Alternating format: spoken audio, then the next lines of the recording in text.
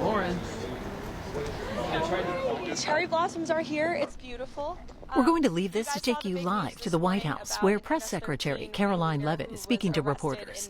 You're watching live coverage. From that community in Virginia, this is a big win for the American public, and the president is very proud of Attorney General Bondi and the FBI Director Kash Patel, and they worked alongside Governor Youngkin in Virginia, so we applaud the effort of state and local law enforcement.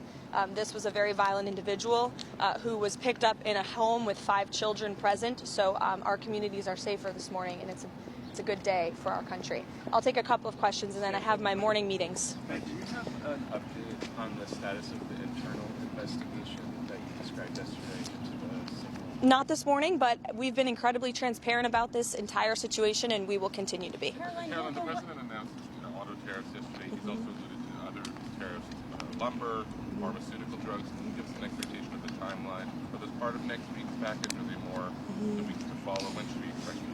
Sure. Well, I won't get ahead of the president on any additional tariffs. As you know, on April 2nd, there will be the reciprocal tariff announcement, which is going to focus on countries particularly that have been ripping off the United States. The president said yesterday he thinks that some of these numbers will be more conservative than many people are expecting, but we're going to make sure that American workers are put first, and we're ending the unfair trade practices that have been hollowing out our middle class for decades.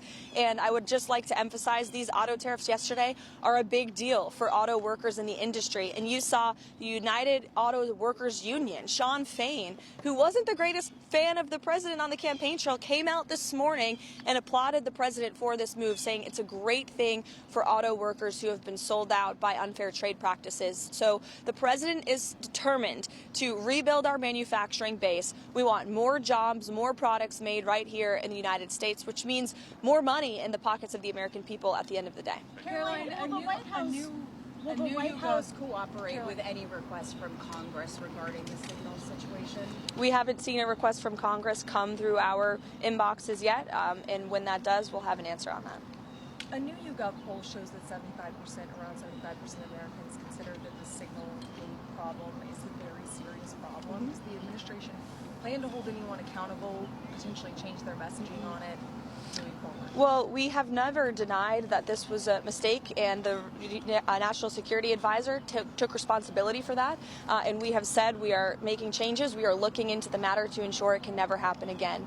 But of course, the president has put together a team. Look at the Secretary of Defense, Pete Hegseth, who was voted in by the United States Senate, putting our warfighters first, making the world a safer place for the American people and for all people. And we're going to stay focused on that. And I think the arrest of an MS-13 gang leader this morning speaks volumes about the competence of the president and his team. Thanks, guys.